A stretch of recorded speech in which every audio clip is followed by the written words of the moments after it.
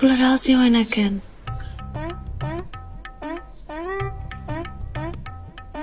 শারীরিক কোনো সমস্যা আছে নাকি? কি যে বলেন, আমার একমাত্র ছেলে। ও কিভাবে জানেন? ওর যদি বিয়ে হয় তাহলে ওর বউ আমার থেকে ওকে নিয়ে আলাদা হয়ে যাবে, এই জন্য। বুঝছি বুঝছি, এই কাহিনী আগে কইবেন না মানে এটা তো কোনো বিষয় না, ওয়ান্টন বিষয়। আপনি একটা কাম করেন, আপনি আব্বাজান একটু ডেকে নিয়ে হেন। আচ্ছা ঠিক আছে। শুনেন,